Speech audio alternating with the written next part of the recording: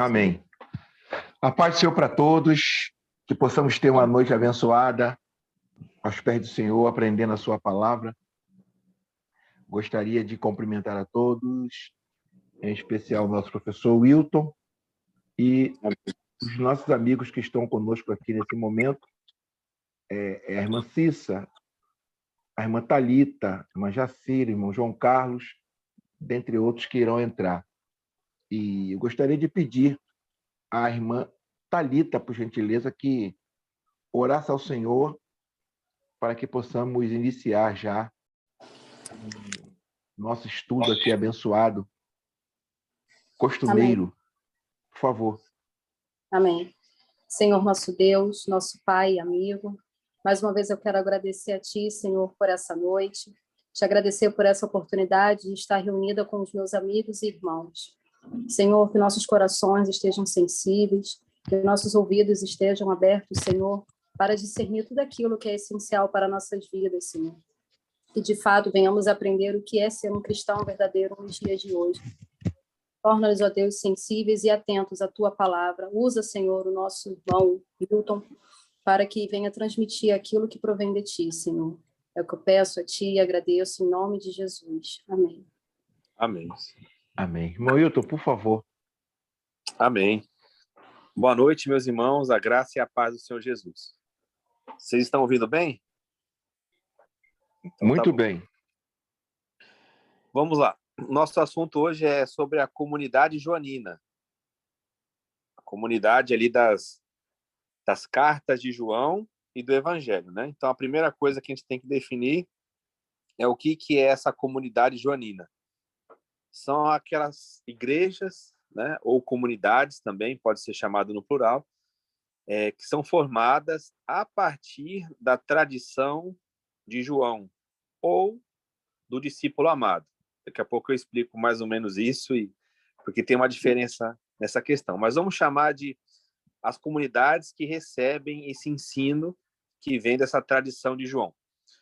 Por que ela é ou elas são uma comunidade ou comunidades importantes? Eu vou usar no singular para ficar mais fácil, tá? Então, por que essa comunidade ela é importante? Porque o conteúdo do ensino dela é um conteúdo que nós chamamos de elevado, porque ele tem características muito especiais acerca do ensino do Evangelho, acerca da pessoa do Senhor Jesus. É um Evangelho que aborda principalmente a divindade do Senhor Jesus. É o Evangelho que, né, nas cartas também, um ensino muito precioso acerca do Espírito Santo, né? E também a principal evidência da vida cristã, que é o amor em unidade.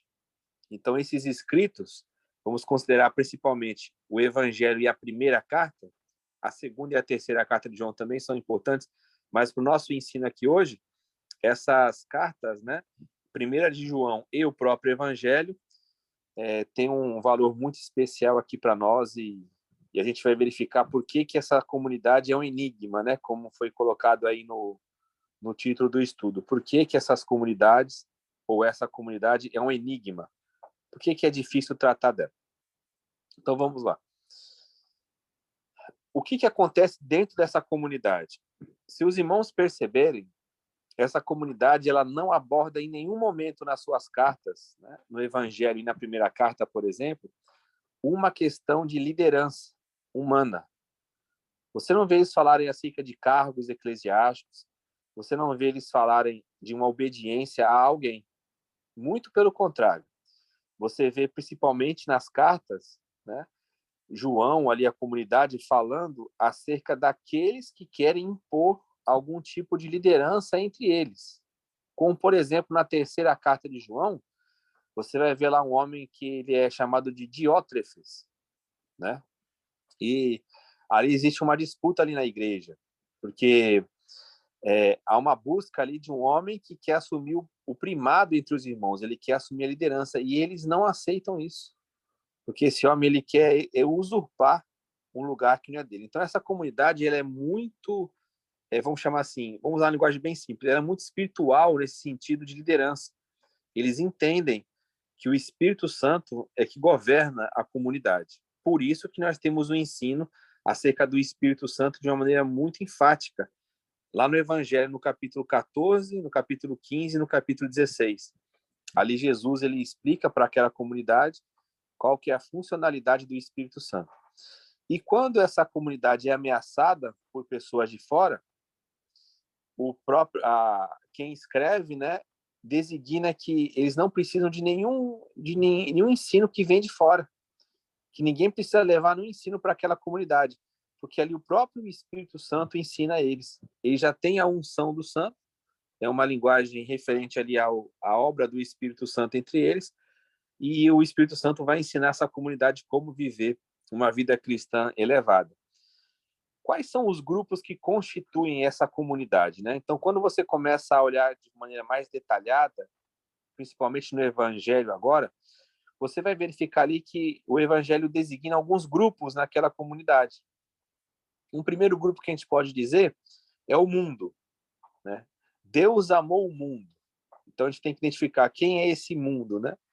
Seriam todas as pessoas do mundo ou nesse Evangelho designa algum grupo especial?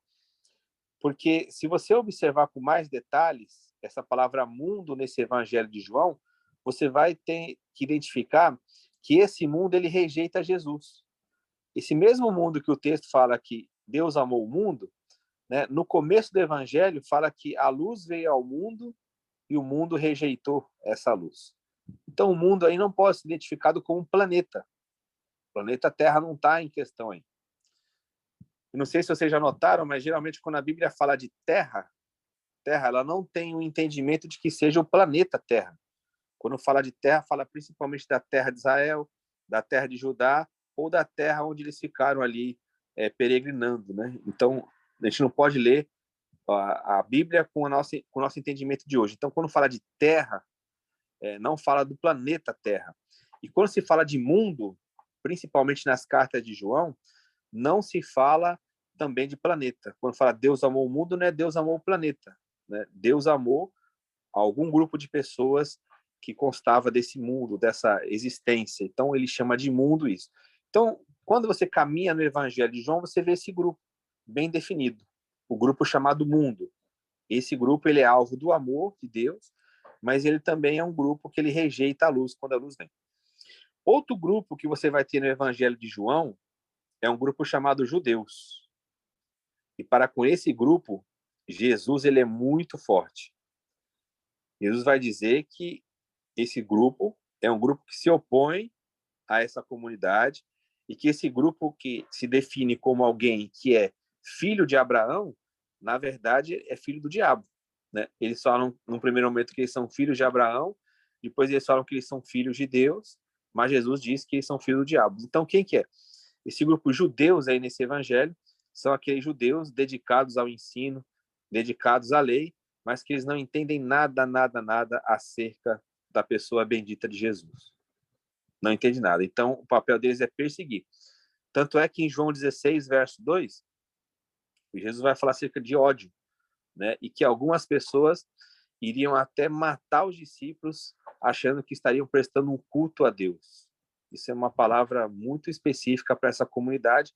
Então, o redator desse evangelho, ele vai resgatar alguns ditos de Jesus que são exclusivos desse evangelho, porque essa comunidade é uma comunidade muito específica e ela é uma comunidade que alguns estudiosos até falam que é um grupo muito separado do cristianismo primitivo. Alguns colocam, seria uma seita, seria um cristianismo muito exclusivista, seria um tipo de comunidade que não aceitava nem as comunidades de fora. Então a gente vai caminhando no evangelho para responder essas perguntas. O terceiro grupo que consta nesse evangelho é um grupo bem interessante. É um grupo que se denomina os discípulos de João Batista. Os irmãos sabem que não houve uma migração imediata de João Batista para Jesus. Um exemplo disso é lá em Mateus capítulo 11, onde João, mesmo no cárcere, ele tem que pedir para 2 discípulos dele irem até Jesus e falar com Jesus. Então, o texto apresenta que eles são discípulos de João Batista, mesmo João estando no cárcere. Então, o que o Evangelho mostra para nós é que, naquela época, os discípulos de João Batista, eles não migravam automaticamente para Jesus. Alguns, como por exemplo Pedro e seu irmão, a gente verifica que eles tinham contato com João, mas depois eles vão seguir Jesus. Mas isso não é uma regra. Havia lá o grupo que esse evangelho também tem que denunciar. Denunciar em que sentido?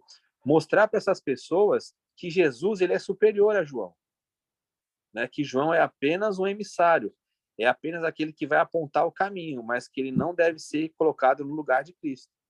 Outra prova que a gente tem disso é mesmo fora desse evangelho. Quando a gente verifica o livro de Atos dos Apóstolos, por exemplo. Lá em Atos 19, quando Paulo chega em Éfeso, o que Paulo pergunta? Em que tipo de batismo que eles foram batizados? Se eles conhecem o Espírito Santo. Né? Aí aquele grupo fala que não, que eles são batizados no batismo de João. Então é uma evidência de que havia um grupo ali que ainda tinha essa identidade com João. Aí qual que é o trabalho dos evangelistas? Mostrar para esses grupos que João teve o seu espaço, teve o seu destaque, mas que João aponta para Jesus, então esses discípulos devem fazer essa migração. Eles devem ir de João para Jesus. Então esse é um terceiro grupo que a gente encontra nesse evangelho. Outro grupo que esse evangelho trata é um grupo muito interessante, que é chamado os criptocristãos. Criptocristãos. O que é isso? São cristãos que seguem Jesus, mas como pessoas secretas, como agentes secretos, vamos chamar assim. Eles identificam que Jesus é o Messias, mas eles não conseguem confessar isso publicamente. Por quê? Porque eles têm medo de ser expulsos da sinagoga. E ali em João capítulo 9, a gente verifica isso de uma maneira muito especial. Né? Aquele moço que é cego de nascença, ele é curado, e aí quando vão falar com os pais dele não têm interesse em responder para os fariseus a questão. Os pais não querem responder e joga para o próprio filho a questão. Eles falam para os fariseus assim, olha, ele já é maior, vocês vão lá e falam com ele. Por quê? Porque optar por Jesus na comunidade era você estar preparado para você perder aquele convívio da sinagoga. João 16 fala que eles seriam expulsos e até morrer. Então, o que alguns faziam? Eles acreditavam de fato que Jesus era o Senhor, mas eles seguiam Jesus de maneira oculta. A gente vai ver isso também Nicodemos no primeiro momento, né? Nicodemos ele vai crer no Senhor Jesus, né? José de Arimateia. Então tinham pessoas que elas criam em Jesus, mas não confessavam publicamente. Então essa comunidade também vai ter que escrever o seu evangelho mostrando que essa é uma atitude errada, que deve receber Cristo e confessar publicamente. Um quinto grupo que tem nesse evangelho são cristãos, né? São pessoas que creem em Jesus, mas têm uma confissão errônea, têm uma confissão errada. São pessoas que elas não sabem identificar corretamente quem é Jesus. Isso você pode dizer que até ocorre nos nossos dias, né? Pessoas que falam acerca de Jesus, mas elas não sabem identificar corretamente quem é a pessoa de Jesus. Jesus seria quem? Um fantasma? Jesus seria simplesmente um homem? Jesus seria somente um mestre, um líder religioso, né? Então tem pessoas que de fato seguem Jesus, mas seguem de uma maneira errônea. Esse evangelho vai apontar isso. No meio da família de Jesus tem pessoas que não entendem a obra dele, né? Acha até que Jesus está louco. Né? Jesus também é chamado nesse evangelho de samaritano, de endemoniado, né? Por seus opositores. Então muitas pessoas nesse evangelho não entendem Jesus, tanto os seus seguidores como os seus opositores têm dificuldade de entender quem é Jesus. E esse evangelho já começa dizendo que Jesus é o verbo. Então a perspectiva de leitura, né, ele sendo o verbo, sendo Deus, é que você ao ler o evangelho você vai verificando que Jesus de fato é Deus, e por toda essa trajetória no evangelho você vai identificar isso. E o último grupo que nós temos nesse evangelho, que a gente pode identificar assim, fora da comunidade especificamente, são os discípulos, vamos chamar assim, dos apóstolos, né? Essa comunidade, ela quer mostrar sempre que o entendimento que eles têm é superior ao entendimento dos grupos que são formados pelos apóstolos. Como que a gente vê isso? A gente vê isso naquela figura da pessoa que é mais importante para essa comunidade, humanamente falando, né? Que é a pessoa do discípulo amado. Quem é esse discípulo amado? A gente não sabe. A tradição muitas vezes falava que era o próprio João, né? Mas hoje, muitos estudiosos já falam que essa é uma opinião a ser descartada, que a gente não pode admitir que seja João, né? Tem um livrinho do Raymond Brown chamado A Comunidade do Discípulo Amado, que ele ensina muito bem isso. São 40 anos de pesquisa nesse evangelho. Então, quem é essa pessoa? Quem é o discípulo amado? Alguns vão dizer que é o próprio João, como eu falei. Outros vão dizer que é Marcos. Outros vão dizer que é Lázaro. Outros vão dizer que é uma pessoa que a gente não conhece. Mas, enfim, a gente não sabe de fato quem é o discípulo amado. O discípulo amado, ele é chave nessa leitura do evangelho, por quê? Ele aparece a partir do capítulo 13 de João. Esse discípulo a quem Jesus amava. E se você observar, as passagens que fala isso, o discípulo a quem Jesus amava, são passagens sempre relacionadas com a pessoa de Pedro. Esse discípulo sempre vai estar com Pedro. E o que ele apresenta? Que ele sempre prevalece sobre Pedro.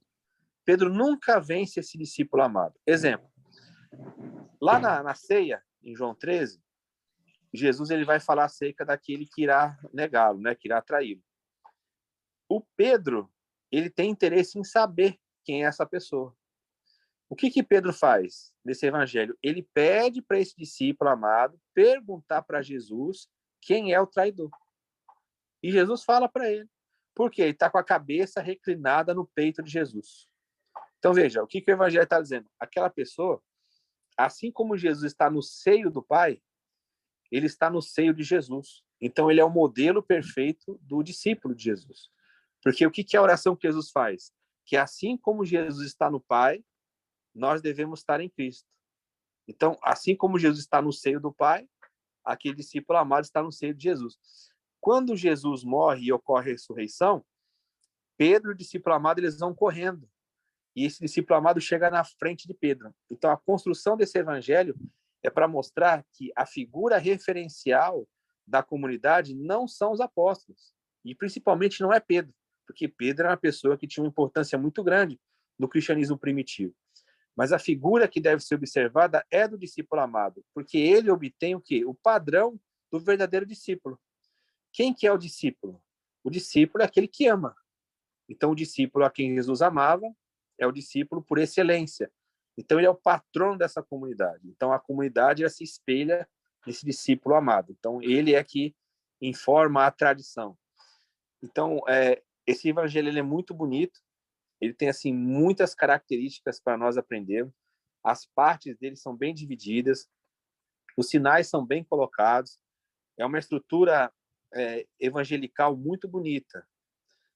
Mas a principal finalidade desse evangelho, né, o próprio evangelho vai dizer que Jesus fez muitas coisas que se fosse escrever não caberia nos livros, nas bibliotecas, é provar que Jesus é o Filho de Deus e como essa comunidade vai viver a partir desta declaração. Essa comunidade ela é muito específica, como eu falei, ela é uma comunidade que ela aprende diretamente do Espírito. Veja que coisa majestosa, né? Você tem uma comunidade que ela não depende de hierarquia eclesiástica, mas que ela depende do ensino do Espírito e que esse ensino ele vai se transformar numa vida em amor. Há uma declaração na primeira epístola que é muito forte, que é a 1 de João 3,16, que diz que nisso nós conhecemos o amor, que Deus enviou seu Filho, né? Nos deu o Filho dele, que morreu em nosso lugar, que morreu por nós.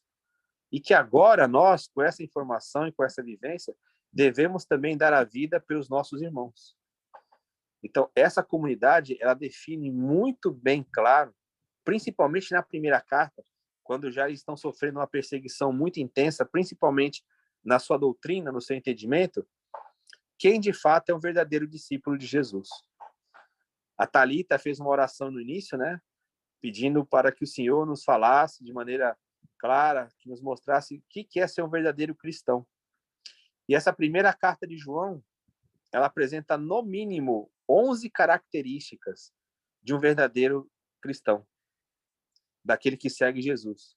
Por exemplo, 1 de João 2,6, aquele que está nele deve andar como ele andou. Então, esse é o exemplo. Então, lá na 1 de João, você vai encontrar no mínimo 11 expressões que vão designar as características de uma pessoa que vive Cristo. Então, é um ensino muito precioso. É algo assim, para você estudar com calma, né? Muitos materiais hoje têm sido escritos sobre o Evangelho de João. Eu acho muito legal, porque geralmente é o primeiro evangelho que a gente mostra para as pessoas, né, Isaías? Fala assim, qual é o primeiro livro que você deve ler? A pessoa fala assim, lê o Evangelho de João. Então, assim, ele tem esse poder de ser um escrito que você dá para o novo convertido para ele ler, e ali ele vai encontrar informações preciosas, mesmo sendo um novo convertido, e o irmão mais maduro na igreja, ele vai encontrar coisas nesse evangelho que são muito preciosas. Então, esse evangelho tem esse poder de, ao mesmo tempo, ser um material que você vai dar para o novo convertido. Ele vai ler, ele vai encontrar expressões ali maravilhosas, como o João 3,16, Deus amou o mundo de uma tal maneira que deu seu Filho unigênito para que todo aquele que nele crê não pereça, mas tenha vida eterna. Aí é o resumo da Bíblia, o resumo do evangelho, o texto áureo, né, como as pessoas falam, mas, ao mesmo tempo, é um evangelho tão profundo que, quando você entra nele e vai pesquisando, você fica maravilhado que como essa comunidade ela conseguiu alcançar essa revelação de Cristo. Porque para uma comunidade começar um escrito dizendo que Jesus ele é Deus, essa comunidade ela entende acerca de Cristo, né? Esse evangelho no seu prólogo, no seu início, João 1,18, vai rebaixar toda a característica de visão, de entendimento que os judeus tinham. Porque ele fala assim, ninguém viu a Deus. O Filho unigênito, esse é que revela quem Deus é. Então essa comunidade está falando o seguinte, ó, você quer saber quem é Deus? Você tem que olhar para Jesus. Não tem outro lugar para você saber de Deus. Não me interessa a experiência que Moisés teve. Não me interessa a experiência que Isaías teve. Isso aí está alocado lá no tempo. Está alocado lá na dimensão que eles tiveram. Agora, quem revela Deus é o Filho unigênito, aquele que está no seio do Pai. Então, veja que evangelho precioso, veja que material que chegou até nós, né? Ele foi muito disputado também, em função dessas declarações serem muito fortes. Alguns julgavam que já era o início do gnosticismo na igreja primitiva. Então, houve muita luta para que esse evangelho entrasse no material canônico. Mas, graças a Deus, que esse evangelho chegou até nós e a gente pode tirar lições muito preciosas dessa comunidade. Então, essa é a minha primeira fala. Passa aí para o irmão Isaías. Amém, irmão Hilton. Muito boa a tua fala. Uma fala bastante tranquila, esclarecedora. E se eu pudesse tirar 2 pontos aqui muito importantes, é a respeito, que causa muita confusão, é a respeito que Deus amou o mundo, né? Eu já tive uma aula com você, que você disse que temos em João mais ou menos 8, 7 mundos, 9 mundos, né? O mundo da atmosfera, o mundo ali da época, da região onde a comunidade joanina se reunia, vivia. Então, Mundo, tem mentalidade. O mundo, mentalidade, isso. E você sempre usou um texto de Colossenses, Colossenses até Tessalonicenses, que Paulo diz que ele pregou no mundo todo. Colossenses 1:23. Colossenses 1:23, que Paulo diz que pregou no mundo todo.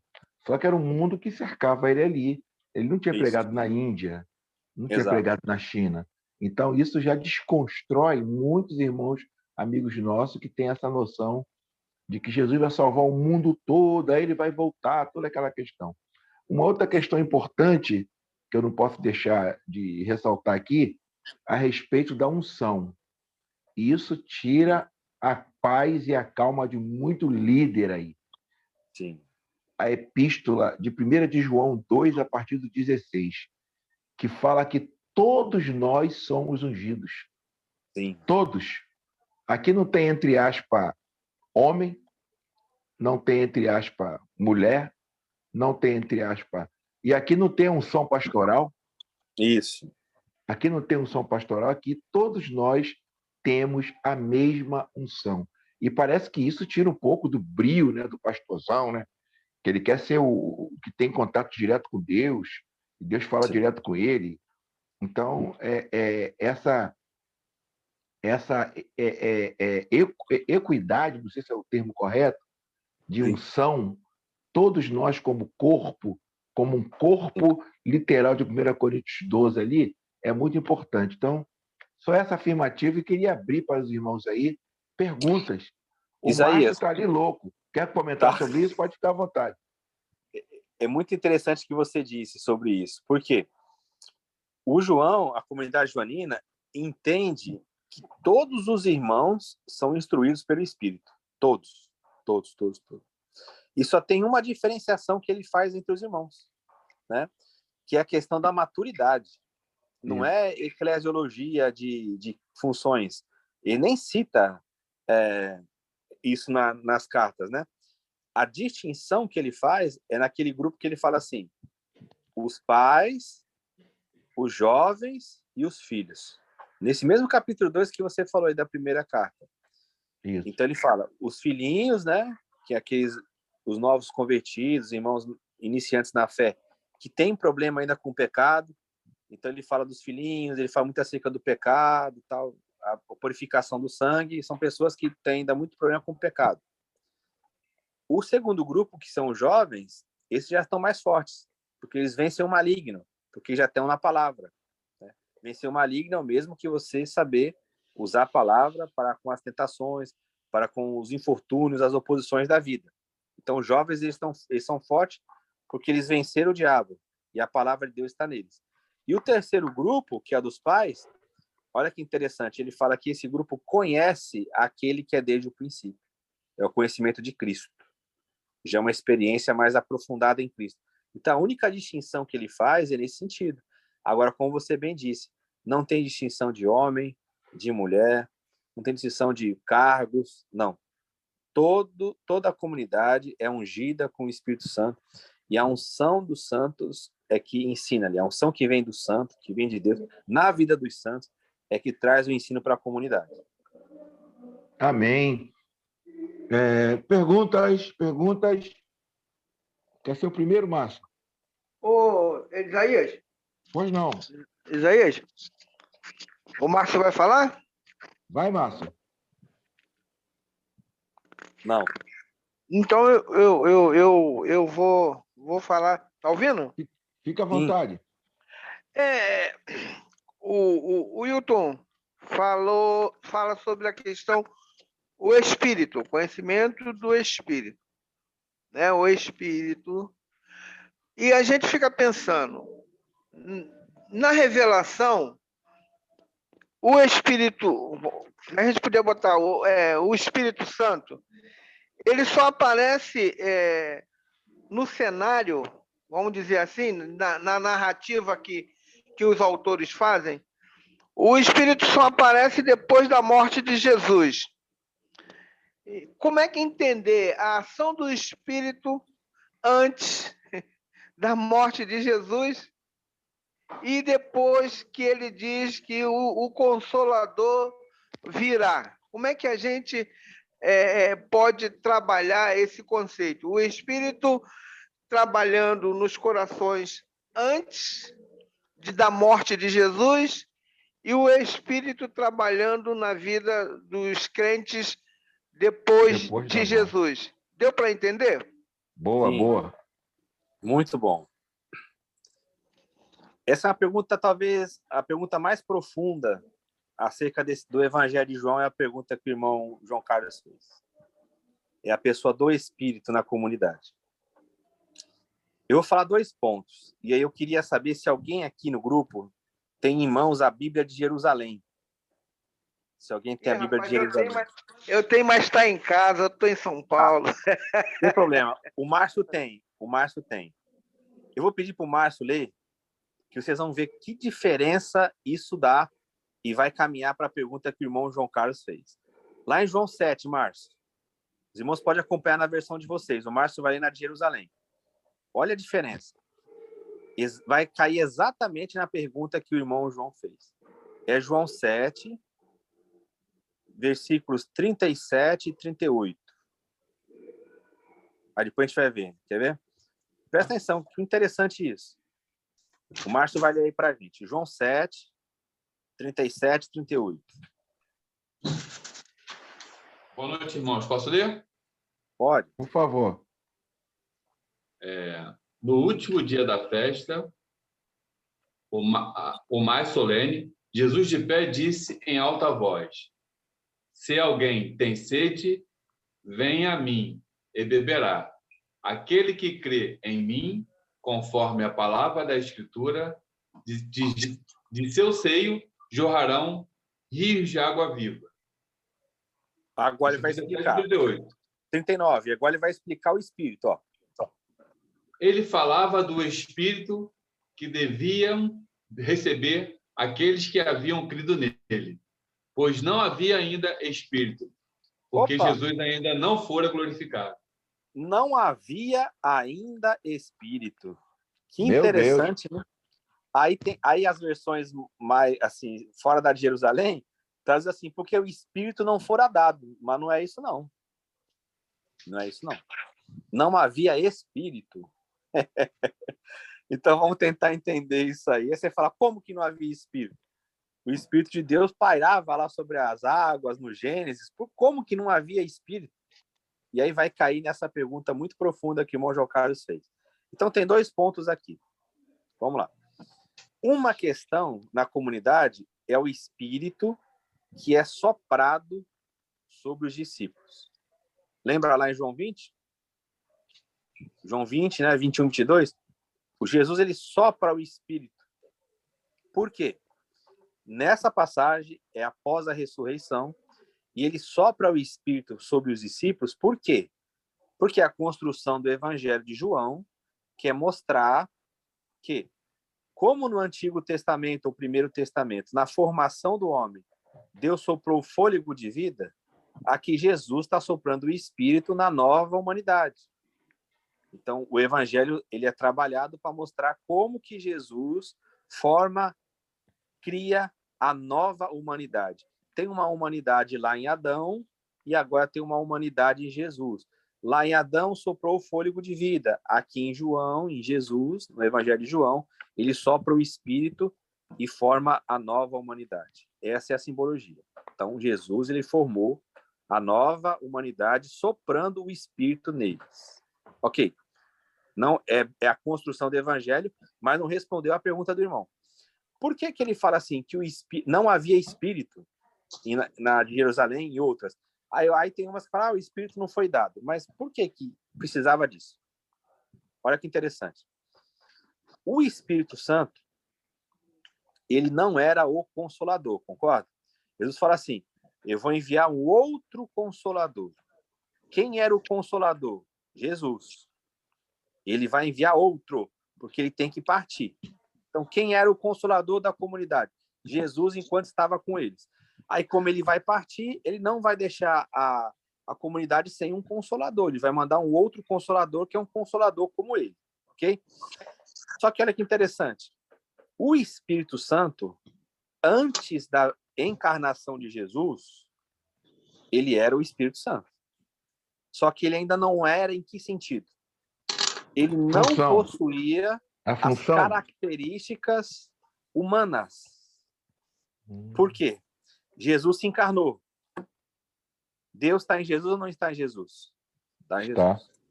Aí o que acontece? Jesus ora lá em João 17 para que haja uma verdadeira unidade. Nós nele e ele em nós. Isso, naquele momento, só ocorria em quem? No próprio Cristo. Naquele momento, só Cristo tinha Deus e a humanidade nele. Só ele tinha isso. Ninguém mais no universo tinha. A igreja não tinha, porque não tinha sido formada ainda, ele não tinha soprado. E nem Deus, o Pai. Ele era homem e ele era Deus ao mesmo tempo. Concorda que só ele tinha isso? Só ele tinha essa dimensão. Aí o que acontece? Jesus morre, ressuscita, ascende aos céus e é entronizado. Quando ele é entronizado, ele se assenta, a obra completada, ele envia o Espírito. Só que agora, ao enviar o Espírito, o que acontece? Esse Espírito composto, ele não vem agora só entregar para a comunidade a parte divina. Porque se fosse só para entregar a parte divina, poderia ser como lá no Antigo Testamento. Porque o Espírito era dado no Antigo Testamento sobre algumas pessoas.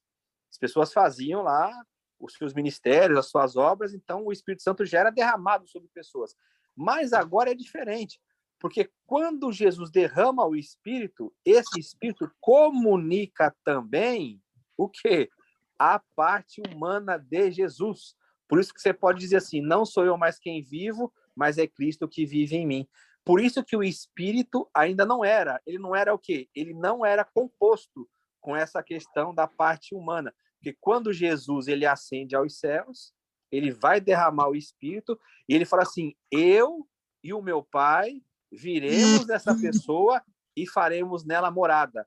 Jesus faz morada em mim. O Jesus que faz morada em mim, ele faz morada através do Espírito, mas é a pessoa de Jesus também. E a pessoa de Jesus que está em mim, ela não é somente mais agora uma pessoa divina, ela é uma pessoa humana também. Então, o Espírito, ele carrega isso. E antes ele não podia carregar. Por quê?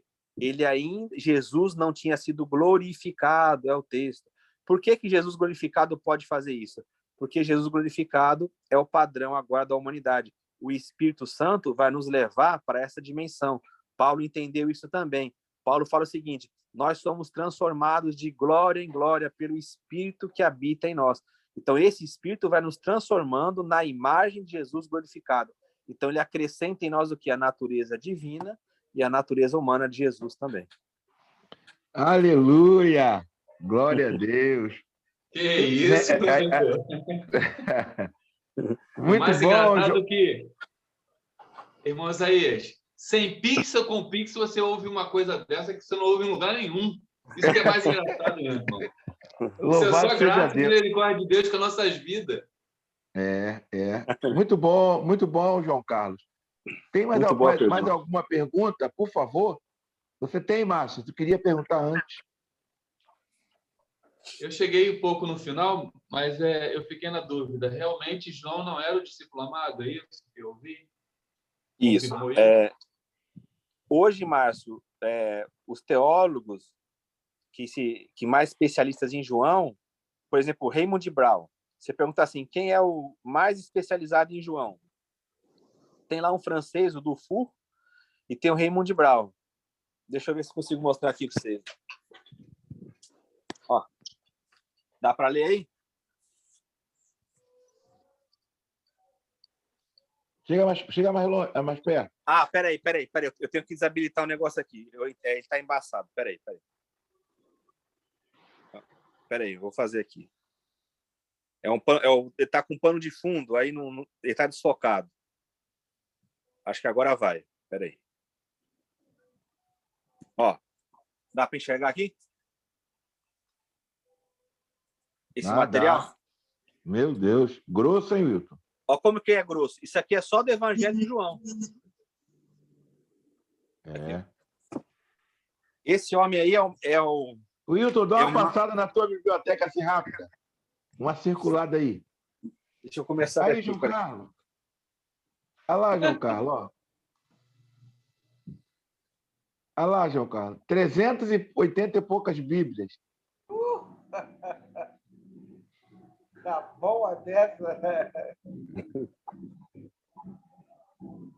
Mas vai lá, Wilton. Pode concluir com o Márcio. Então, Márcio, o Raymond Brown, essa obra aí você viu, ele ficou 40 anos estudando o Evangelho de João. 40 anos. Então, ele admitia no início que era João, aí depois de estudos ele fala que não dá para fechar que é João, né? E muitos teólogos não fecham que é João. Eles falam que é a figura do discípulo amado. Pode ser João? Pode, mas ninguém fecha que é João mais. Alguns vão falar que é Lázaro, que é João Marcos, que é uma das irmãs de Lázaro, mas enfim, não eu tem ia falar como... que é Barnabé. Isso. Tem várias opiniões, mas não tem como fechar isso. Amém. Vamos lá, gente. Perguntas, que eu tenho 15 perguntas aqui, hein? Uma coisa irmão Valdemir, por favor, irmão Valdemir. Uma coisa que eu observo dentro desse texto do Espírito Santo é que quando ele anuncia em João 16:7, é necessário que eu vá, porque se eu não for, o Consolador não virá. O Consolador, quando desce para 120 pessoas. Então, a expressão do Velho Testamento era que, até João Batista, que o Espírito Santo só ficava em uma pessoa. E agora, como ele falou no capítulo 14, aquele que é amado do meu Pai, eu e o Pai faremos nele morada, dá um vigor à fé. Alguém tem que fechar aí o microfone. Já viu aqueles testes que a pessoa fazia mostrando uma figurinha para a pessoa ver o que vai? É o teste de... Bom, Pode falar, irmão. falar. Então, com essa descida do Espírito Santo, esse texto se torna agora a igreja de um valor extraordinário, porque Paulo vai dizer em Efésios 1,19 que a sobre-excelência e a grandeza do poder de Deus é dado aos que creem. E quando ele desce a 120, torna-se essa comunhão ligada ao Espírito. Quer dizer, comunhão, quando ele vai dizer que ele se reunia na doutrina dos apóstolos, na comunhão e nas orações, essa comunhão passa a ter um vigor tremendo, porque é a comunhão do Espírito Santo, ela não pode ser alimentada de outra maneira. A comunhão, isso que está nos unindo, por exemplo, aqui o grupo, é o Espírito Santo que nos uniu. É uma coisa impressionante. E não está fechado a uma bandeira religiosa, batista, presbiteriana, congregacional, não. Ele une pessoas com propósito. E o Espírito Santo veio trazer esse vigor extraordinário que o Shinen acabou de dizer aí, e não estava ainda. Eu estou com as duas Bíblias abertas aqui, a King James diz assim, a King James, porque o Espírito Santo ainda não fora dado, mas a de Jerusalém é muito mais forte, que ela diz, não havia ainda o Espírito Santo, e agora ele desce a 120 pessoas, e agora a toda a terra se encherá do conhecimento, não tem jeito, pode vir comunismo, que for, toda a terra se encherá do conhecimento e da glória do Senhor. Isso me dá uma alegria imensa, e saber que nós somos mais do que o irmão, estamos numa comunhão em Jesus Cristo, a liga, o que nos une, não é a nossa amizade, é Cristo em nós, a esperança da glória. É Cristo. Só essa irmão Valdemir, irmão Valdemir, muito bom. E isso aí, essa alegria que o irmão tem, que nós que temos a mesma visão que o irmão, nos dá esperança. Nos dá esperança. Nós não ficamos aquele crente alarmado de Jesus está voltando, olha lá, cuidado aí, olha lá, olha o chip, olha lá, cuidado. Não, nós temos uma esperança da nossa união hoje e sempre. Por favor, irmão Wilson, quer comentar alguma coisa a respeito do que o irmão Valdemir falou? É isso mesmo. O encerramento ali do último discurso de Jesus em João, né, em João 17, é nesse sentido aí que o irmão Valdemir falou. A questão da nossa unidade. Então, para Jesus, já não tem mais separação entre nós e Deus. Isso não é uma coisa que você vai ter lá depois da morte. Para ele, não. Ele fala assim, olha, isso vai ser o motivo de as pessoas olharem para vocês e enxergarem que eu vim de Deus. Então, o que Deus está falando? Olha, quando eles olharem vocês viverem nessa unidade, em amor, o mundo vai crer que eu vim de Deus. Olha que responsabilidade nossa. Quando é que eles vão acreditar? Quando eles olharem o amor na unidade, quando eles verem a nossa comunhão verdadeira, que a gente se ama, aí o mundo vai falar assim, ó, eles aí conhecem Cristo e Cristo veio de Deus. Meu Deus. Irmã Thalita, vamos lá, irmã Thalita. Eu estou com saudade daquela pergunta da irmã. Irmã Thalita, por favor, irmão Estevam. O irmão Marco Antônio está aqui também. Ô, Isaías, depois eu queria fazer mais uma colocação. Poxa, com certeza. A irmã Thalita vai fazer uma pergunta, irmã Thalita? Não, né? Gente, eu estou digitando relatório aqui, mas eu tenho escutado. O irmão Marco Antônio que está aqui, será que é meu amigo? Irmão Marco Antônio, que jogou no Grêmio, lateral esquerdo. Será que é ele? Depois ele vai se apresentar aqui. Tomara que seja ele. Alguém tem alguma pergunta? O irmão João Carlos eu queria fazer mais uma colocação, Isaías. Fique à vontade. Fique à vontade, sempre. Ô, Hilton, a última palavra do irmão, ele diz o seguinte, que o Espírito que nos une em comunhão, né? Estamos juntos no Espírito, mas eu tenho um certo pensamento seguinte, esse mesmo Espírito, pela compreensão de alguns, causa uma certa divisão, no sentido de que alguns de outras denominações têm dificuldade de entender ou de aceitar de que o Espírito vem e na glossolalia as pessoas falam em língua. As Aí diz assim, não, mas eu sou batista, eu não falo em língua. Ah, mas é o batismo do Espírito Santo. Você só vai ser quando você receber o batismo do Espírito Santo. Aí a gente, eu recebi o batismo quando eu aceitei a Jesus como meu Senhor e Salvador.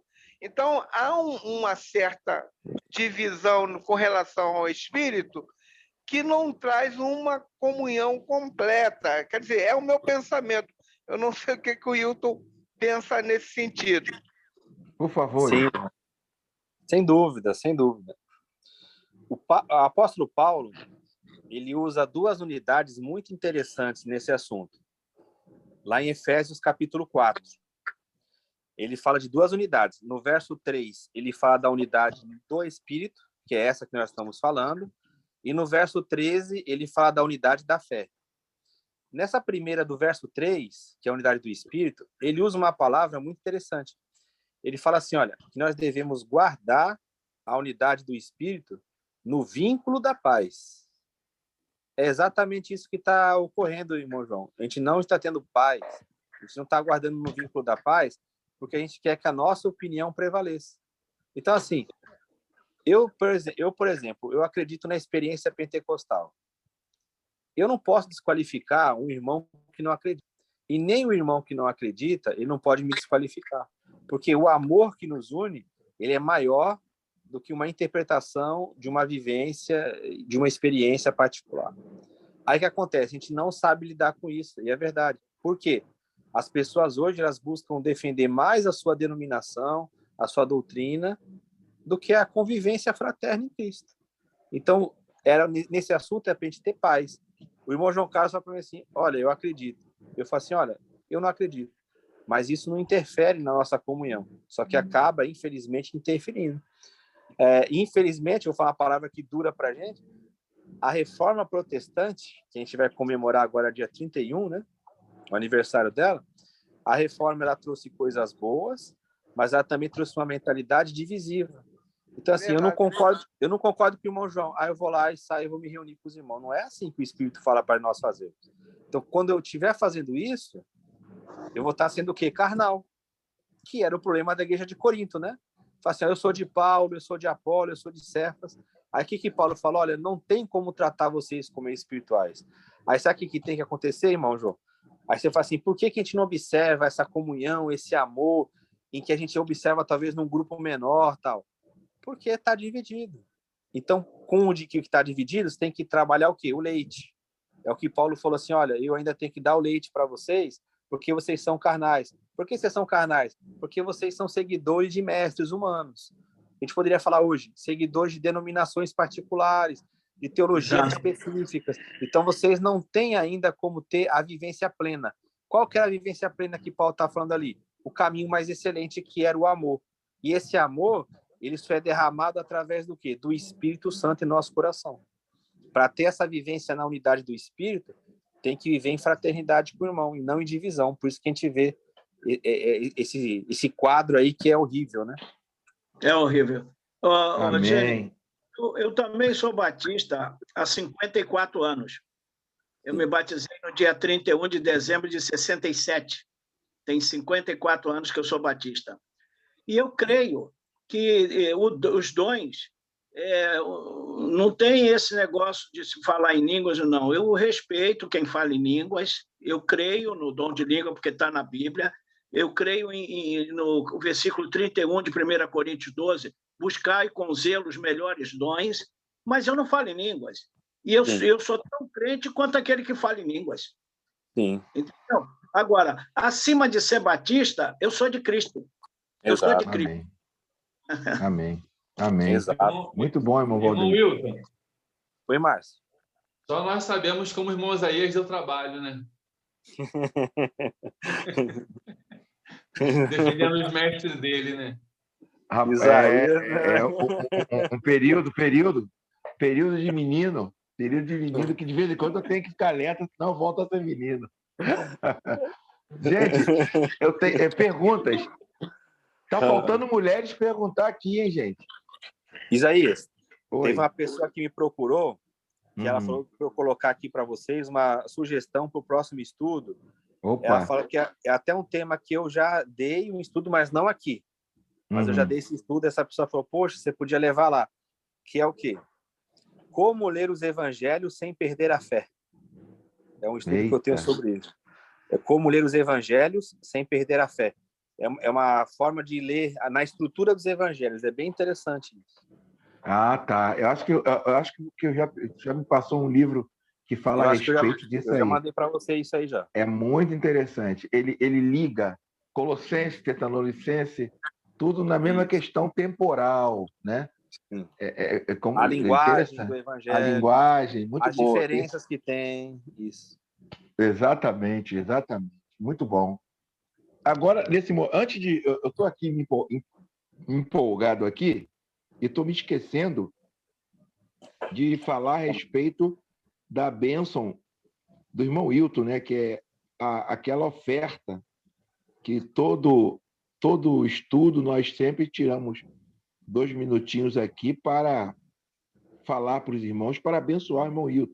E aqui tem pessoas aqui, irmão Wilton, que depois me pediu em particular o número do Pix do irmão Wilton.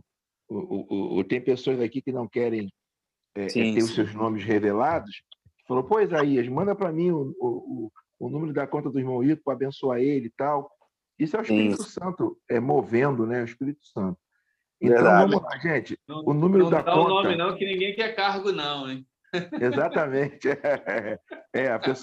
As pessoas que doaram, elas não querem serem... É como a Bíblia fala, né? Vamos lá. É o Pix do irmão Wilton, é o CPF dele, o Pix. É 285. Anota aí, meus irmãos. Você que pode abençoar com a quantia que você achar interessante doar.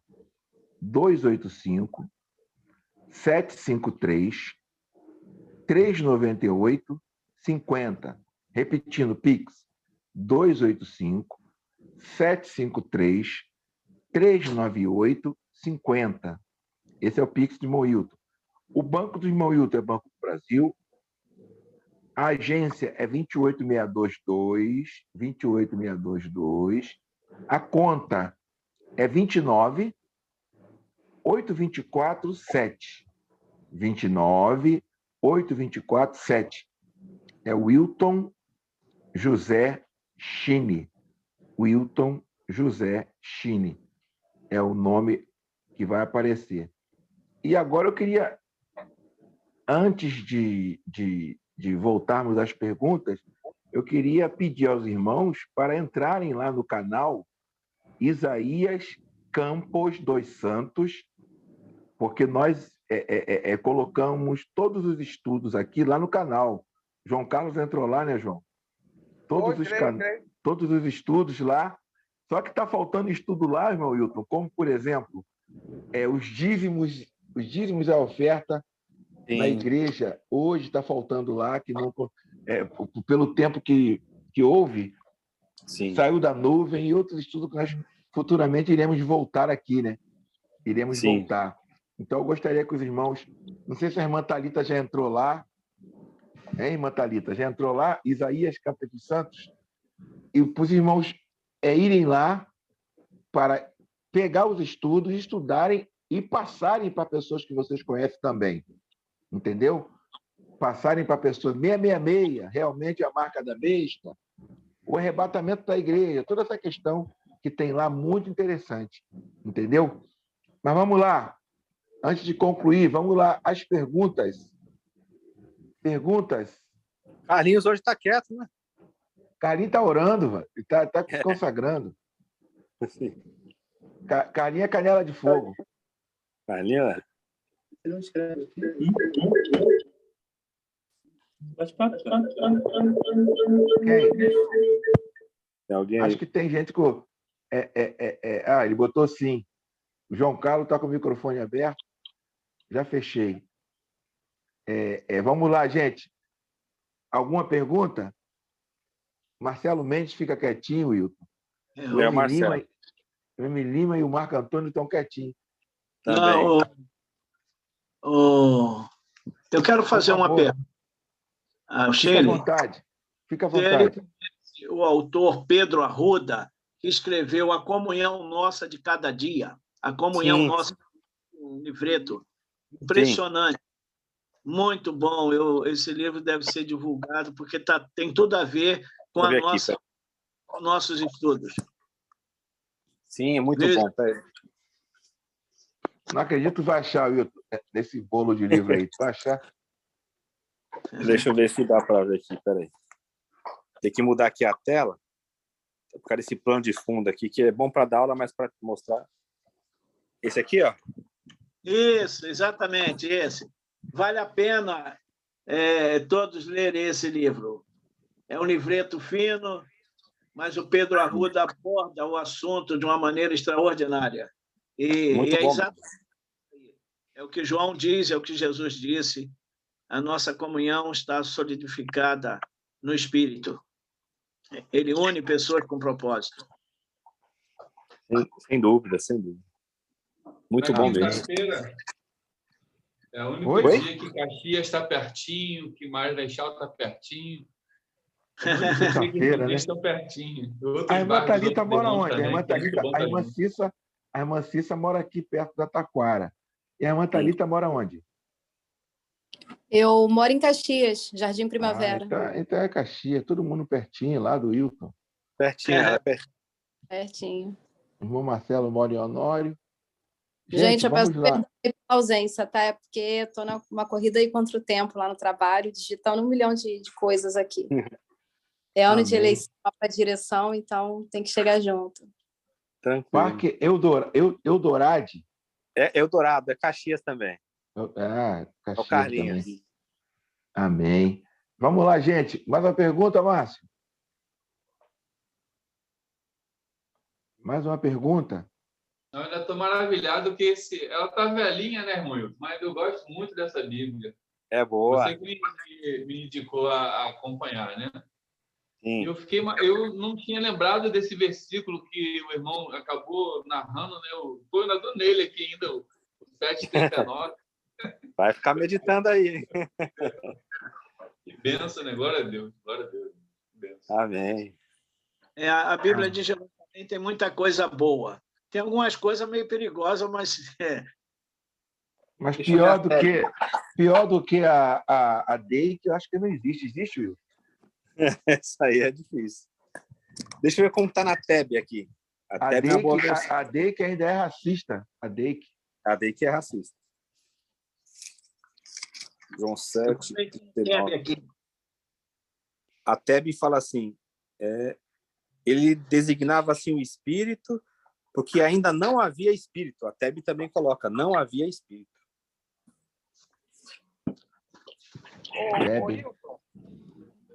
Ô, Hilton. Oi. Você citou, você foi lá no Gênesis e você falou e a terra ela sem forma vazia e o Espírito pairava sobre a face do abismo. Esse pode ser considerado o Espírito Santo na Trindade? Porque o que a gente vê, Deus criador, mas havia um Espírito que alguns estudiosos dizem que é a Sofia, né? Coloca o feminino ao lado do masculino, né? A Sofia sendo aquela da sabedoria. Como é que é entender esse Espírito que pairava com o Espírito Santo, ou com o Espírito Santo, né? Na Trindade? Como é que a gente pode esmiuçar isso? Sim. Vamos lá. Gênesis, aquela parte inicial do Gênesis, ela, na verdade, ela é um contraponto ao que se cria na Babilônia. Correto? É da tradição de Moisés, mas é um escrito que é feito lá no exílio, né? Então, quando se fala de, no princípio, criou Deus os céus e a terra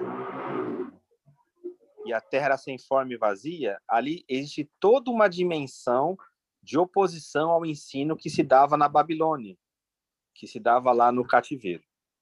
Então, assim, fazer uma leitura do Espírito Santo ali como sendo um membro da Trindade, dentro dessa formatação cristã que nós temos, é dizer o seguinte: isso você pode acreditar pela fé, né? Você fala assim, eu acredito que quando usou a palavra Espírito ali, estava se referindo ao Espírito Santo, o autor, mesmo não sabendo, ele já fazia uma referência a esse Espírito. Mas ele não tem relação com o Espírito Santo na Trindade. Ele não é isso, não é esse o sentido que está sendo dado. Se você observar, quando se fala de sol, de todos aqueles instrumentos ali, é contraposição ao mito babilônico que eles ensinavam. Então, Gênesis do 1 ao 11 tem essa característica do confronto com a Babilônia. Então, eles estão escrevendo a partir do cativeiro, ele fala acerca de uma serpente, ele fala da opressão das mulheres, do trabalho escravo, que quando os filhos fossem nascer, era com dor, porque eles iam fazer parte lá da escravidão da Babilônia. Enfim, tem todo um sentido histórico nesse padrão. Aí, quando a gente faz essa releitura, já é uma releitura indicativa do Novo Testamento, que os judeus não tinham em mente quando eles escreveram isso. Aí você fala assim, os cristãos primitivos, principalmente os autores do texto, eles fazem essas apropriações. Eles fazem. Por exemplo, quando Herodes ele vai lá e vai matar aquelas crianças, que são, para os católicos, é um nome bem bonito que eles chamam, né, de protomártires. Aquelas crianças são os primeiros mártires de Cristo, né? A gente pouco fala disso, mas aquelas crianças, quando morrem, eles são os primeiros que morrem por Cristo. Porque Herodes quer matar Jesus como criança, aí ele acaba matando aquelas crianças. Ali, você pode ver que o autor, Mateus, né, a comunidade mateana, ela chama aquele episódio de Raquel que vai chorar os seus filhos. Que se você olhar na história, não tem nada a ver com aquilo. Mas o que ele faz? Ele se apropria do texto do Primeiro Testamento para fazer uma relação. Então, isso é livre, né? Para o escritor bíblico, isso é livre. Então, a sua pergunta é muito interessante, porque a gente já faz a leitura ali de Gênesis 1 com a mentalidade cristã, trinitária, mas não é isso que o autor inicial quer colocar. O caos ali, se eu fosse entrar nisso aqui, é uma aula de mais de 1 hora. O caos ali está falando da Tiamat, era oposição à Babilônia. O resumo é esse. Gênesis 1 ao 11 é oposição aos mitos babilônicos. Agora, quando eu faço uma leitura cristã, aí eu me aproprio. Como que o Evangelho de João vai se apropriar dessa parte do Gênesis? Ele se apropria? Se apropria. Por quê? Como que João coloca? Ele fala assim, no princípio era o verbo, tal, aí vai até o verso 18, que é o chamado prólogo, é o início do Evangelho. O Brian já deu uma aula dessa, foi, Wilton? Sim, o Brian, os autores, eles falam isso. O verso 19 é João Batista, então começa a pregação, conforme os outros evangelhos, é sempre João que começa a pregar. Depois começa a aparecer essas expressões assim, no dia seguinte, dia seguinte, até João 2 que fala no terceiro dia. Ora, no dia seguinte ao terceiro dia, ele está colocando em mente o quê? Os dias da criação lá do Gênesis. Então, ele está escrevendo a partir do Gênesis. Então, veja que ele faz uma apropriação literária para escrever a sua carta, aí, o seu escrito, vamos chamar assim. Então, aí Moisés entra na história sem nunca ter sido testemunha ocular. Exatamente. Perfeito. A lógica do assunto, o que é? É a tradição de Moisés sendo usada para contrapor o mito babilônico. Exatamente isso. Porque como é que você vai falar que Moisés é o autor de todo o Pentateuco, se no Pentateuco fala acerca da morte de Moisés? É verdade. Não pode ser. É isso. Eles pegam a tradição de Moisés, colocam o nome Moisés, isso era uma coisa comum, e escreve em função do mito. Por exemplo, Tessalonicenses, Paulo fala assim no capítulo 2, né? 2 Tessalonicenses 2, do verso 1 ao 3. O que ele coloca ali? Que o pessoal se desesperou porque recebeu uma carta, que escreveram essa carta e botaram o nome de Paulo. Aí ele fala assim, olha, não se afaste disso não, do que eu ensinei. Nem por epístola, ele fala assim, nem por fala, né? Nem por palavra e nem por epístola, como se de nós. Ou seja, era o costume da época, a escola ia lá, escrevia e botava assim, Isaías, pum, e mandava. Aí fala assim, isso vem lá de Isaías, mas não era obrigatoriamente que vinha do Isaías manuscrito. Aí mandaram uma carta para a comunidade escrito Paulo. O que a comunidade fez? Meu Deus, olha só, Paulo mandou uma carta, só que o que aquela carta estava escrita naquela carta era contrário ao que Paulo já tinha ensinado. Aí Paulo teve que escrever essa segunda carta para corrigir isso. Né? Bênção pura, hein? Tem uma pergunta aí, não tem, Wilton? Tem duas perguntas aqui, né? Isso. Fala assim, não, 3 perguntas. O Carlinhos fala assim, me fale um pouco da relação de Sansão com o Espírito Santo. É boa pergunta.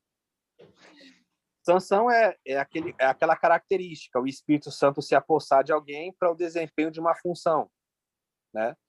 Ele foi brincando com aquilo, tal, e no final triste, ele achava que ele já estava naquela força. Aí o texto lá, que é Juízes 16:20, que para mim é o texto mais triste da Bíblia, que fala assim, não sabia que o Espírito já tinha se afastado dele. Então isso é Primeiro Testamento. Ele está desempenhando a função, ele agora pecou gravemente, foi brincando com o pecado, o Espírito se afastou dele e se tornou como qualquer homem natural. O Espírito se afastava? Se afastava. É diferente do Novo Testamento, que agora é um Espírito de habitação. Então o Espírito vinha sobre ele.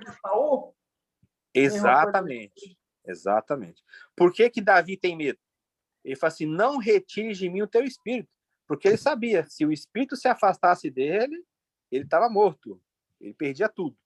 Então, no Antigo Testamento, tinha, de fato, essa preocupação. Outra pergunta aqui, da irmã Cissa. Em Apocalipse, fala sobre os 7 Espíritos. Que pergunta interessante. O que são os 7 Espíritos de Deus? Vamos lá. Interpretação histórica e interpretação eclesiástica. Interpretação histórica. Apocalipse está citando lá Isaías, que fala dos 7 Espíritos, que tanto para os judeus como para a Igreja Católica, são os verdadeiros dons do Espírito. Se você perguntar para um católico quais são os dons do Espírito, ele não vai citar primeiro aos Coríntios 12. Lá em Coríntios 12, vão falar assim, lá são os carismatas. Os dons do Espírito são aqueles de Isaías 11. O Espírito de sabedoria, o Espírito de fortaleza, o Espírito de temor, que é o Espírito que vai habitar no Messias. Então, Apocalipse estaria usando essa linguagem do Isaías para falar dos 7 Espíritos, ok? É só ler Isaías 11 que vocês vão ver ali 7 características do Espírito, que é chamado de 7 Espíritos de Deus. Interpretação eclesiástica. O que seriam os 7 Espíritos? Vai surgir aqui uma expressão que fala assim, o Espírito intensificado. Por quê? Ele veio, né, a gente já leu lá nessa questão do que o Espírito foi dado. Aí o que começa a acontecer com a igreja? A igreja começa a entrar num declínio. Você pode ver que as igrejas naquela época começam a perder força por causa do falso ensino. Então, há uma interpretação que fala que, no Apocalipse, quando fala 7 Espíritos de Deus, é que Deus intensificou a atuação do Espírito na igreja, o número 7 é o número de plenitude, para que a igreja suportasse e vencesse a degradação que ela estava passando. Então, tem uma interpretação literária, histórica, que remete a Isaías 11, e uma interpretação que vai colocar o Espírito intensificado na vida da igreja, para a igreja não se afastar de Cristo e ela avançar. E a última pergunta aqui é do Cloif. Seria uma superioridade na cosmogonia? Exatamente. O que é isso? O que é a cosmogonia? A Babilônia começou a contar os seus mitos. E os judeus estão lá na Babilônia, e ela está mostrando que foi Marduk que criou, tinha aquela guerra com os deuses, Tiamat, enfim. Aí o que o judeu está fazendo? Ele está pegando esse mito e está mostrando que todos esses deuses da Babilônia, na verdade, que simboliza Sol, caos, tudo isso estaria debaixo do quê? Do Deus do povo. Então, a cosmogonia, né? Não só a cosmogonia, né? Ele colocou muito bem essa expressão, mas toda a parte mitológica dos babilônios, ela seria inferior à do povo de Israel. Por quê? Porque o Deus de Israel, ele é superior ao Deus dos babilônios. E aí nós temos que entender o contexto politeísta da época. Porque a gente fala de Deus, Deus, Deus na monolatria, né? Ou no monoteísmo, já com a visão cristã.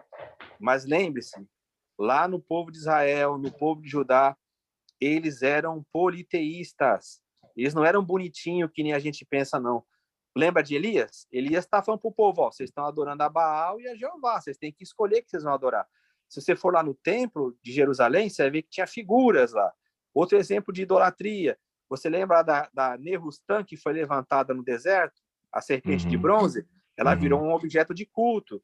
Então, o judeu, ele não era um povinho assim que a gente fala assim, é um povinho amado de Deus, porque aquela mulher que tinha um Deus também, exato, a estátua. Então, tem tudo isso. Exatamente. Então, lá eles começam... Você pega o Salmo 82, né? Que foi traduzido ali como Juízes, mas fala assim que Deus, ele habita na congregação dos deuses. Por que na congregação dos deuses? Porque lá eles acreditavam num panteão de deuses. Essa ideia de um pai que é o pai de Jesus, que a gente é monoteísta, isso é uma coisa mais tardia. Lá no início eles adoravam vários deuses, eles tinham contaminado lá o culto, o templo. O templo de Jerusalém tinha figuras. Você lembra no profeta Ezequiel, que Deus fala para Ezequiel? Ele puxa Ezequiel pelo cabelo, na Ezequiel 8, né? E fala assim, olha, eu vou mostrar para você a abominação que eles fazem no templo. E lá tem culto de todo jeito, tem culto até que faz o sinal da maçonaria, levar o ramo ao nariz. Começa lá em Ezequiel, oferece sacrifício a Tamuz, adora o sol de costa para o templo. Então, assim, era uma idolatria tremenda. Ô, Wilson, no caso do Abraão também, no caso do Abraão, a mesma coisa, né? Ele foi adorar, mas não é esse Deus de Israel. Porque claro. Que Deus que vai pedir sacrifício? Era o Deus da terra onde ele vivia. Né? Entendeu? Claro. Eu vou agradar o meu Deus que quer sacrifício. Aí diz assim, agora foi Deus que... Vai falar isso na igreja hoje. Se falar isso na igreja hoje, você é herege. Eu perderia o pastorado se eu tivesse. Exato, é isso mesmo. É isso mesmo. Irmãos, eu não sei se eu coloquei para o Hilton já, a hora já está avançada e está muito perigoso por aí, né? Aqui na igreja está muito perigoso, João Carlos. Você vai ter que pegar ônibus para ir para casa, então vamos ter que acabar o culto cedo, né? Então, existe uma situação que eu aprendi que foi importante para mim nesse sentido da liberalidade do espírito hoje na igreja. Eu não sei se eu coloquei para o Wilson. Muitos conhecem isso, da questão de Jesus na arca. Jesus não, da pomba, né, Wilson? Na arca de Noé, né? Isso. Que a pomba é solta, ela vai e volta, não é? No caso, o espírito, né? O espírito vai e volta, não tem onde pousar. Era na época da velha aliança, né? Que o Espírito Santo se apossava dos profetas e dos reis e ia embora. E logo após, ele larga, Noé lança a pomba de novo, a pomba vai e volta com ramo de oliveira. Sim. Aí já mostra a figura de Jesus, o ramo de oliveira. E logo após, a terceira vez, ele larga a pomba e a pomba vai e não volta mais, que é o que vivemos hoje, a liberalidade do espírito. Agora, olha só. Ainda tem um urubu que vai pousar na carniça, né? Que é o diabo. Ainda tem... Olha que interessante isso aí que você está falando. E o corvo, Wilton? Por que o corvo antes da pomba? Tu sabe? Você vai ver aí aquela questão, de novo, das interpretações, né? Uhum. Das interpretações. Principalmente é isso que ele falou. Os animais puros, impuros. A pomba também você tem que levar... Por que você fala assim, a pomba ela é o símbolo do Espírito Santo? Porque você já está ligando em Jesus. Você já está parece. fazendo uma leitura cristã do texto. Agora, tira a leitura cristã do texto. Se você só lesse o Antigo Testamento, o que a pomba simbolizava lá? O que era a pomba?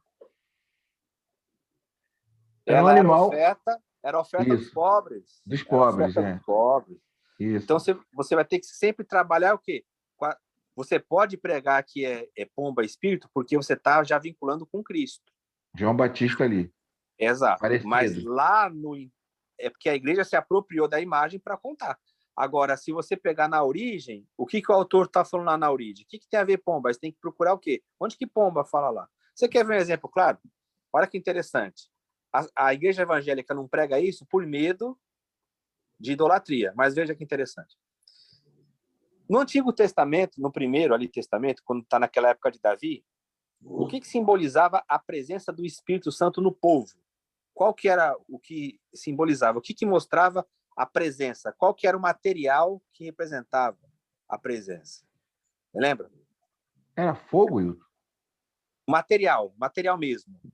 Óleo. Equipamento. Um móvel. O que representava? Tá. O candelabro? Não, Quase. não. Tá perto.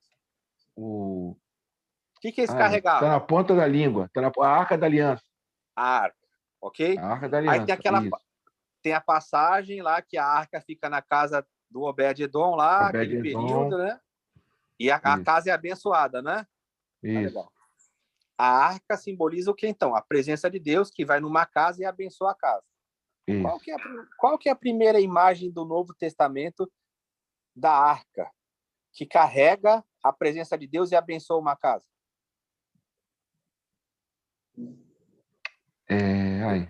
Sabe por que é difícil a gente responder?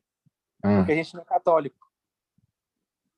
Mas quem é que entra numa casa com a presença de Deus e abençoa a casa? Maria. Maria vai na casa de Isabel e a casa é abençoada, e o João Batista, antes de nascer, já é cheio do Espírito Santo. Vai falar isso com o calvinista, que já recebeu o Espírito Santo antes da salvação. Ele foi cheio desde o ventre. Vai explicar isso. É verdade. Boa. Maria chegou lá, rapaz, a saudação da Maria transformou a casa. Por quê? Porque Jesus estava dentro dela, ela era a arca ali naquele momento. E depois, igual o irmão Valdemir falou, a arca depois se transformou em 120, que depois se transformou em 3.000, que depois é 5.000, e agora é milhões de pessoas que tem ali dentro da pessoa. Ô, Glória! Ô, Glória! Vamos terminar, gente. Muito legal. Eu queria pedir, né, agradecer aos irmãos, claro, pela participação, a participação do João Carlos, do Valdemir, que eles têm a barba branca e o cabelo branco. São dois batistão aqui. Dois batistão da época, devem ter ido em muita EBD. EBD não, como é que é o nome que o Batista fazia? Deve ter ido juntos. Você deve ter congregado junto, vocês. Você deve ter congregado junto. Dois batistas velhos. Os encontros da Juerp, né? Embaixador do rei. Embaixador do rei. Embaixadores, né? Lá na Batista Central ali do Rio, ali na Frei Caneca. Com certeza vocês... Aqueles encontros do Fanini, né? Porque o Valdemir conhece o Eliel. O Eliel conhece o João Carlos. Então vocês devem ter se conhecido no passado. Eu não tinha nem nascido nessa época. Exato. Eu sou garoto. Então eu queria terminar... O Márcio está falando aí, Isaías. Por favor, Márcio. Wilson, você não sentiu um pouco de Marcos Feliciano no Isaías, não, agora? Está repreendido. Até me arrepiei aqui. Jesus. Pega leve. Pelo amor de Deus. Gente, eu queria agradecer a vocês pela participação e, repetindo, divulguem, tá? Divulguem o estudo para as pessoas que gostam de aprender a palavra. Eu queria pedir, por gentileza, ao irmão Valdemir que orasse, agradecendo ao Senhor pela vida do professor, agradecendo ao Senhor pela nossa comunhão, e que possamos sempre difundir, espalhar, disseminar essas boas novas para os que nos cercam. Por favor, irmão Valdemir. Amém. Querido Deus, na tua presença nós nos encontramos. Nos encontramos, Senhor Deus, para aprender, praticar a tua palavra. Ser com o nosso irmão Chinen, ser com Isaías, ser com todos os irmãos, Senhor, revestindo do teu querer, da tua graça, e que possamos a cada dia dar de graça o que de graça nós temos recebido. Por isso Amém. nós te agradecemos em nome Amém, de Jesus. Amém, Jesus. Amém, gente, amém. Vamos lá, gente. Fiquem na paz. Hoje, infelizmente, a cantina está fechada. Não vou convidar vocês para tomar um lanche na cantina. Ouviu, Valeu. João Carlos? Valeu. Tchau, gente. Tá bem. Deus abençoe. A paz. Deus abençoe. Paz. Tchau.